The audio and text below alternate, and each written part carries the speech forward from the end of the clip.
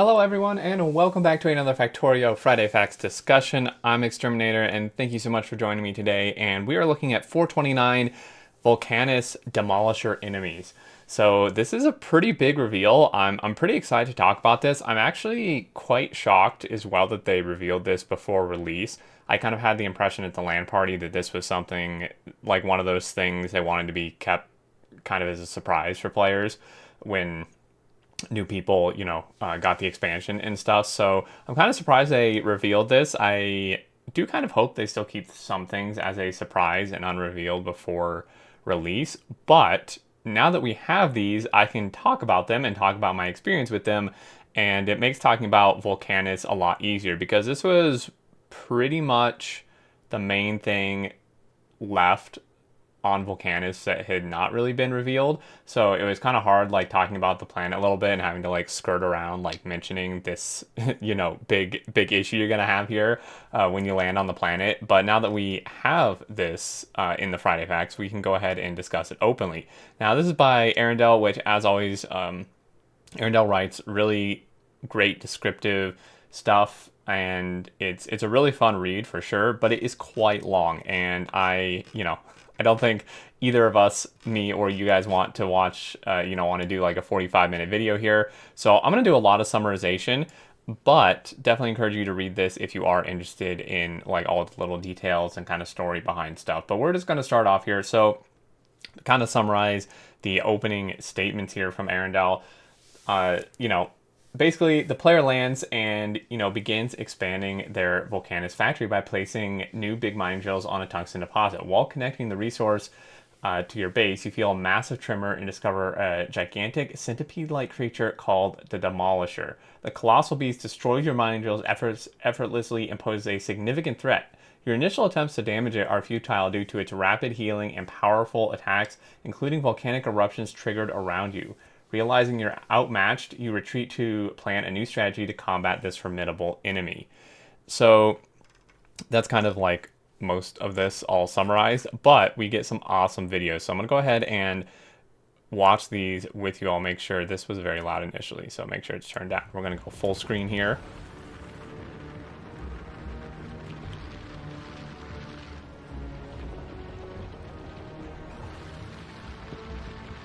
All right. So we're starting to mine the tungsten.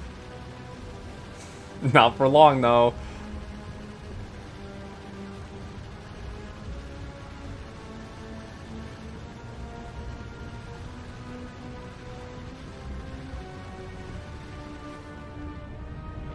Nah, jeez. Not the big mining drills.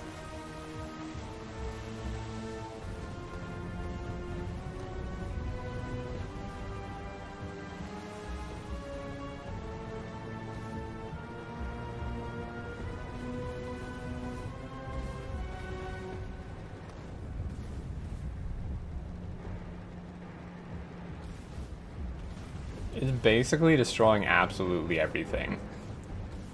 And that would include you if you're standing in front of it, if you hadn't realized that already. Alrighty, so this thing is an absolute beast. I mean, literally, but this thing, these demolishers are no joke. I can tell you from personal experience, and they have some pretty interesting mechanics. So we're going to see kind of some of that here. You just saw a little bit of it there with the effect it had on the player and the player's armor.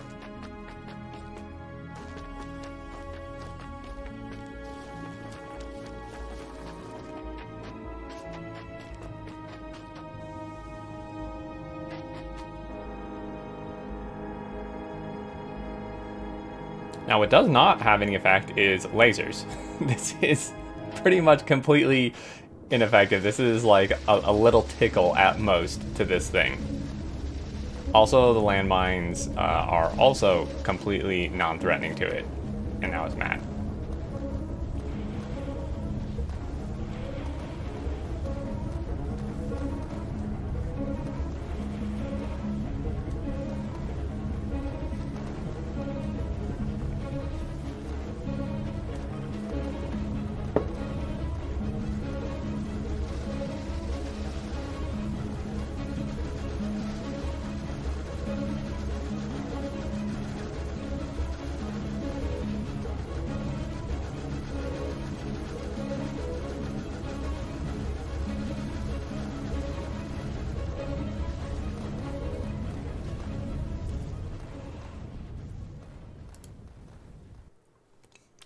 Alrighty. So this thing is pretty terrifying. You saw that basically none of that had any effect on it or very little. And we're going to kind of get into why that is and, you know, the stats of these demolishers and like how strong they actually are. But first, let's kind of get into the design aspect and the behind the scenes, you know, section of how they came up with this, kind of their thought process behind it. And again, I'm going to do quite a bit of summarization, so we're not here forever. But first off, we start with segmented enemies. So basically the team wanted to introduce a very large enemy into the game without overwhelming the game's sprite system. And they came to the decision to do a segmented enemy, obviously the Demolisher, which uses repeated segments to minimize animation frames similar to how trains are animated in the game. Initially considered for the planet Fulgora, they moved to Vulcanus to avoid similarities with the Dune franchise and to provide a unique and exciting challenge. And I like this decision, right? Because I like the fact that Fulgora, you know, you have like the lightning, the environmental kind of dangers and stuff. And then Vulcanus, to me, actually almost seems to make more sense for the worms. You know, like it's a really hot planet. The surface is really hot. It makes sense that, you know, things that live there would probably want to be like some sort of burrowing type of enemy or creature. And I think it just makes a lot more sense on Vulcanus anyway, like regardless of any Dune, you know, connection and anything like that. I think it just is a better place for it to begin with. So I really like that decision. And then we come down to prototyping. This is hilarious, kind of creepy too. It's a huge biter with a line of tanks after it.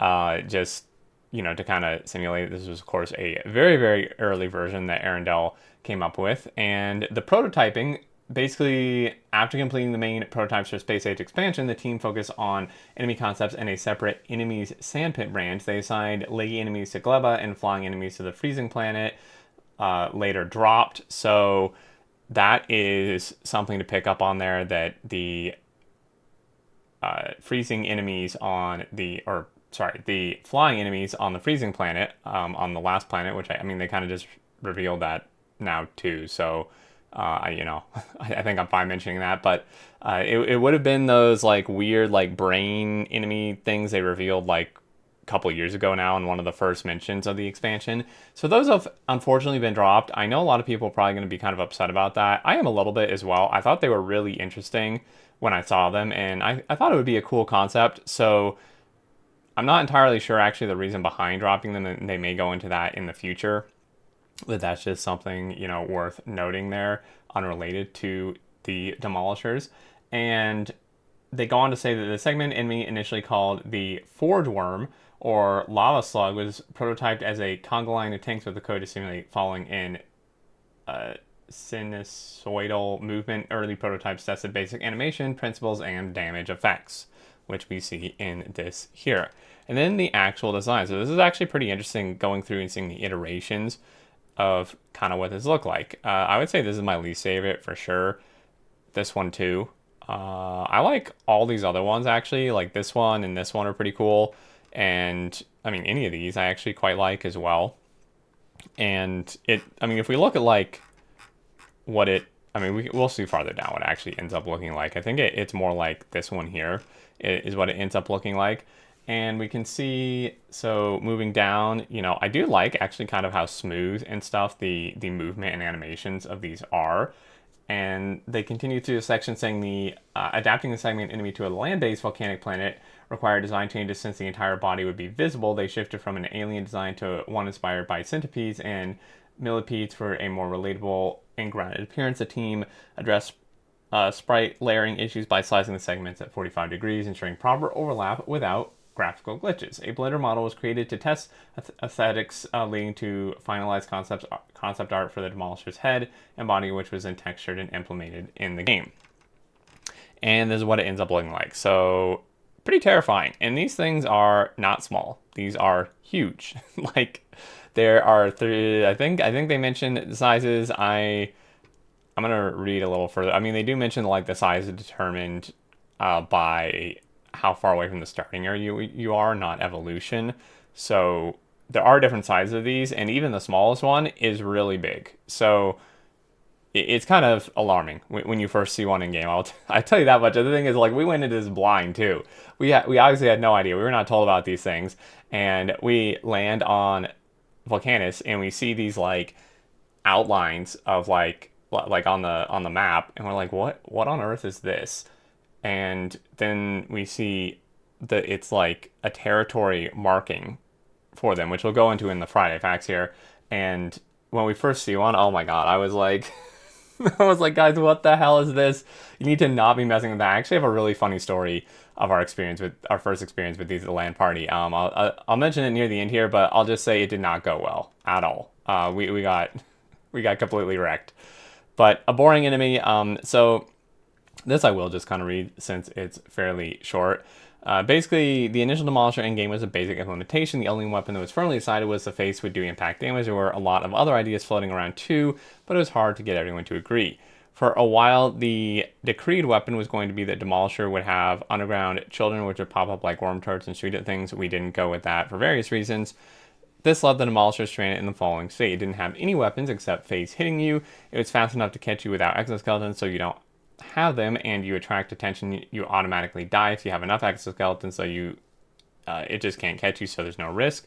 Had a staggering number of hit points when combined with resistances. It took about 3 minutes, and continuous fire from an automatic shotgun firing in the face to die using rockets instead was about the same. The main strategy to kill it was extremely boring. Just run around in circles for 3 minutes until it dies, or you just run out of ammo. If you do run out of ammo, collect more and continue. And then overall very unfun, and there were other ways to kill it too, but it was even slower. So Arendelle started a new combat branch to change the Demolisher balance and add some new weapons. So the defenses. To start, I drastically reduced the health of the Demolisher from 80,000 to 30,000, which is still a lot, by the way, and that's for the smallest one, and reduced the resistances, in particular the flat reduction to damage that makes most attacks barely have any effect. This took the expected time to kill with a decent damage rate from minutes to seconds. The main difficulty of killing it now is dealing with the very high generation rate of 1500 HP per second. That's really high. 1500 per second regeneration is pretty crazy. This means that when you're fighting it, you can either beat its healing with your damage rate and it dies quickly, or you can't and you need to run away. Either way, the fight is over quickly. It doesn't waste your time, and both situations are interesting. Assuming you lose the first battle, you can hopefully retreat and plan a new method of attack. Factorio has a lot of weapons to choose from, so this is a nice opportunity to try some new options. And in particular, this fight rewards you from using different weapons in combination. Landmines on their own might not work, but landmines plus turrets might. Defender capsules on their own might not work, but defenders and prepared poison capsules might as well. And yeah, okay, so wait.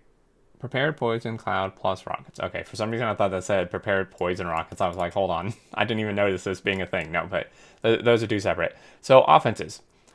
Came up with 11 ideas for the weapons that had good potential to be both effective and fun. After talking to some other people for more, we managed to get the list of good options to 13. A lot of the ideas were designed to be used in conjunction, so it included things ranging from flaming blood splashback to flamethrower holes on the sides to subterranean shockwave attacks.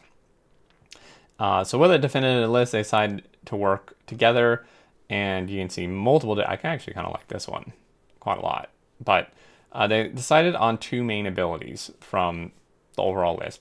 So the Demolisher would have a roar or shockwave attack. If the shockwave hit you, you could be stunned or slowed. This would kick up a cloud of ash as the shockwave travels. This cloud would have a small slow effect. The main intention for the cloud can't be disclosed yet, which I'm pretty sure I know what it is based on my experience, but yeah, can't be disclosed. But if Vulcanus is your first planet, then the additional effects won't affect you. Demolisher would seismically trigger volcanic eruptions around a chosen moving target enemy. This would mean that when you're in combat with the creature, there's still some amount of threat. You're not 100% safe just by avoiding the head. And I can say from my experience, this is kind of more scary than they make it sound. Like, I actually died, I think, multiple times to one of these, and it was never from direct impact. It was actually completely just from this effect down here. It was just from the like slow effect, which this gives, and then the like volcanic eruptions was actually what killed me. The worm never even like hit me. it was just completely this that killed me. And I'm pretty sure I had power armor too. So it's definitely not to be taken lightly. I will put it that way. And then, you know, the Arendelle extended them to work better together. And we come down. This is kind of just more explanation of like how things were developed. You know, the eruptions are only used against moving target. The lower reason for this is that it detects the vibrations of the ground and made by moving targets, so it's easy to aim eruptions at those, which makes sense. And then for the shockwave ash cloud effect, it being a stun was either too punishing if you get caught close to the head or near the eruption, so they kind of made it a slow instead. And then as part of the branch, I also added various visuals for the ash cloud trail effects and placeholder eruption effects. This branch was made while Kovarex was away, so he wasn't sure if what he'd think of it. And then, fortunately, when he got back, it all got signed off on shortly before LAN playtesting event, so it was playable for the playtesters. However, there wasn't time for all of my scripted Lua code to get ported to C++, meaning that we had 100 plus people playing with code that was never meant to exist outside of experimental branch, which is kind of funny. I think there were some issues we encountered. I don't remember exactly what they were, but I think there were some kind of weirdness with it. But overall, it was more polished than I thought it would be, and definitely more polished than what I would think an experimental branch would be. Generally, of course, we know Factorio experimental branches are quite polished. But yeah, we now go down to the actual territories and kind of how this works, because it doesn't trigger off pollution. It doesn't evolve off pollution. It doesn't trigger from, well, it would trigger from attacking it. But basically, it has these territories, which is a pretty interesting mechanic, which I really like. So basically using Voronoi noise, the game generates distinct regions that demolishers claim and patrol. Building structures within a demolisher's territory provokes an attack, adding a strategic layer to expansion. Players can view these territories on the map and see patrol paths marked on the ground. Once a demolisher is defeated, its territory becomes permanently safe for the player. This system changes how players approach exploration and expansion, emphasizing planning and cautious progression. So this is obviously different than normal biters because, you know, they never come back, right? Like, you can, this would be kind of equivalent to having expansion turned off for just biters like in 1.1 like we have now, because once you kill a worm, a demolisher that, you know, patrols a territory, then it's gone, right? It's not going to respawn. Another one's not going to go there because they're basically like locked into their territory patrols and areas. So you can kind of slowly progress out and claim territory and not have to worry about it being taken back. But I will warn you that you really do not want to be building in their territory until, well, probably just, you just don't want to. You want to kill it first. Because we had this experience in the LAN party, is my team went there and, you know, we didn't really know much about them. We didn't necessarily know that like building in their territory like triggered their attacks or anything. So we went and like we saw like the lines drawn on the map, and we were like, okay, well, this is some enemy territory, but, you know, I think we thought that like you just don't want to build on the line, but it's anything within the line or on the line. So we decided, we started building our base within one of these sections, and obviously that made it mad. And, you know, we have a decent base going, like we have some like pretty good production set up and such that we lay down with bots, and then out of nowhere, this guy gets mad and he just comes charging through whole straight through the middle of our base, obliterates everything we'd created, and it was definitely there were a lot of screams going on, to say the least. And yeah, it kind of comes out of nowhere too. I mean, like when you place buildings in here, it will trigger it, but, you know, it's kind of slow moving and stuff, and it maybe takes a little time, and like it definitely kind of comes out of nowhere, which adds to like the kind of feeling of impending doom factor when you finally see it. So yeah, like these are not to be taken lightly. They are incredibly strong in terms of obviously hit points and regeneration. And like I said, I mean, they may nerf it or change it in some way, but like the effects it has with the eruptions and the slowing cloud is actually really quite dangerous, in addition to the damage it does when it runs into something. And, you know, they're not like super fast as you saw, but I think it still can outrun a player without legs. Although I would hope that by the time you go to your first planet, you would maybe have some sort of power armor and legs. I would highly suggest it. But there are ways to kill them. And, you know, we have found, especially after, well, at the land party, we found one way to kill it, which is, I'm not going to say what it is. They also don't say what it is to spoil things, or to not spoil things, rather. So I'm not going to spoil it. We found one way, which was kind of cheesy, I guess. But then we found a more, I guess, legitimate way, like as we've been playing, like me and Colonel Will and stuff in group have been playing since getting home. And we found a pretty effective way, actually, to kill at least the small ones. The larger ones are, we've not had the courage or the need to test it yet because we've only killed the ones close to our base, which were all small ones because their evolution is like grows as you get farther out. But yeah, there are ways to kill them. It's not like they're impossible, but your normal like PLDs, like shooting just combat bots, like not really gonna do the trick. You do have to get pretty creative. And as they go on to say, demolishers don't have spawners. The whole creature just is on the map. If you kill one of these ancient creatures, then their territory becomes yours permanently, basically as I said.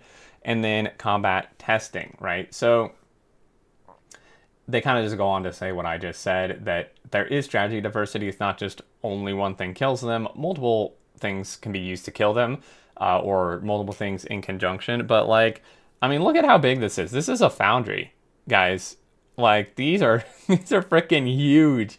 We were really surprised by how big these were when you actually see them. Like this doesn't even do it justice. When you're a little teeny player here, like the size of this underground belt, and this sucker comes through your base, well, hopefully that's not the case, but you see one generally, and well, you can see here, they have this, interesting that you can mouse over this. So this is a big demolisher. I'm actually kind of curious, like if they show, okay, it's just some demolish. Final demolisher. Okay, so, but this is a big one. So this is like how big it gets, but this is huge. I mean, like this is the size of foundries, beacons, you know, this is, and these are like 5x5, I think. So this thing is massive. You can use it to follow you and destroy cliffs, but probably not recommended unless, I mean, if you want to be really risky, you could try this. I've not tried it. I think I'll just wait for cliff explosives. Thanks. But basically they're continuing though, even now. So they're continuing to update the balance. But right now the biggest problem is not with the combat stats themselves, but with transparency and feedback to the player. So, for example, the moment if you alt-click a segment, then Factorio PD shows you the only body resistances that you need to click on. Sorry, shows you the body resistances, but you need to click on the head to see the head resistances because it has different head resistances. Ideally, all body parts link to the same page, which can show you both sets of resistances. Likely, we need to clarify somewhere what segments take damage individually, but all damage is transferred to the creature as a whole, which is really the head. And demolishers have no resistance to poison capsules. It's not really a hint to how to kill them because the poison capsules do such little damage. Like they have 30,000 health. You're gonna be standing there for a really long time throwing poison capsules. And yeah, like I said, it basically just didn't really make sense. The problem is that if you test one poison capsule on the demolisher, it looks like no damage is dealt because the regeneration is higher than the damage of a few poison capsules, even if they hit multiple segments, so the damage is healed instantly and the health bar doesn't even appear. And yeah, it does need to be communicated a little better. Like even now with my experience, even with the way we did find to fairly reliably kill them, it's not very, it doesn't really give good feedback, right? Like we'll do the thing that, like, you know, is pretty effective to kill them, but then like it looks like it's doing nothing, and then all of a sudden they're just dead because because of the regeneration and stuff, it just goes from like 100 to 0 like instantaneously. So it's like the feedback on it could definitely be better, and I'm glad to hear that they're actually working on that because yeah, it can be like kind of misinterpreted as like, oh, well, this is actually completely ineffective, but really it may not be, and you just have to keep doing it like a little bit longer, and then the thing just instantaneously dies, which is also kind of weird.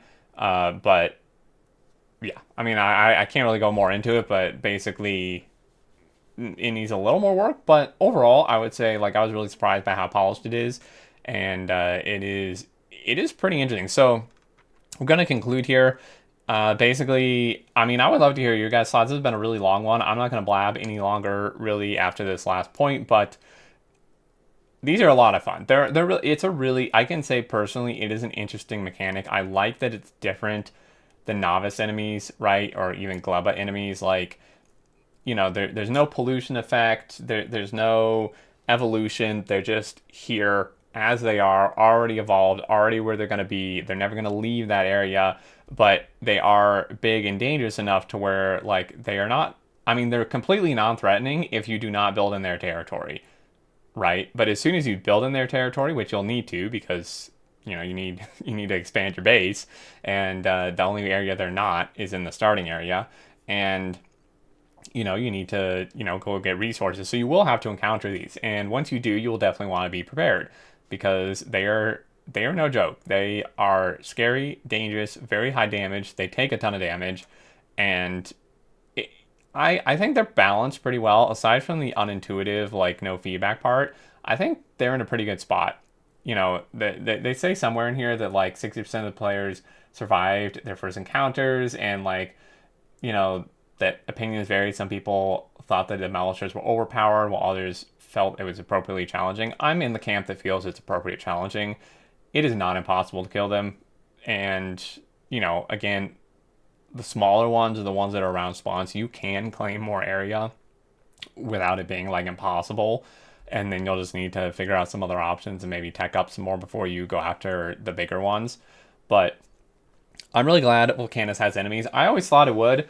I mean, I've said this from the beginning, like way back when they introduced Vulcanus, and they had like one little blurb of like, make sure you don't dig too deep or you might make something mad. I was like, okay, there's enemies, probably underground, all Vulcanus, and like I'm not trying to like toot my own horn here, but I'm just glad that I was right because I wanted enemies on Vulcanus. It seemed like somewhere that would be cool to have enemies on, and I know that some folks thought that like it would be like environmental things like lava eruptions, volcanoes, earthquakes, which honestly I would not have been upset about if that's what it was. But I am glad that it is actually some sort of like biological, enemy, organic enemy like this. So pretty hyped about this. I think you all are gonna have a lot of fun playing with it. It's definitely a fun challenge, and in the playthroughs we're doing right now, it's definitely all like it's a big event, right? Like when you go to kill it, I played like the other day when we were on Vulcanus, we needed more tungsten, and I had to go find a patch, but it was in an enemy worm territory, and I go over there and like try to aggro it, and like everyone, like all the like Will and the other people that we're playing with are all just like observer mode, like remote view, just looking, and like it's just like a spectator event, really. It's not just like you go kill some biter spawners and it's like, nah, okay, whatever. Like this is almost like a spectator event. It's like whoever goes to kill this thing, everybody's watching them, all eyes are on them, because it's like they explained here, it's like you either kill it or you're just like like it's kind of like once you get into this thing's territory and aggro it,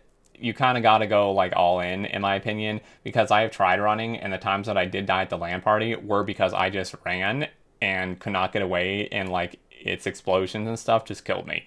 So like you really got to kind of just commit once you get in there, and it's a really fun experience, I can tell you that much. But I'm not going to blab anymore.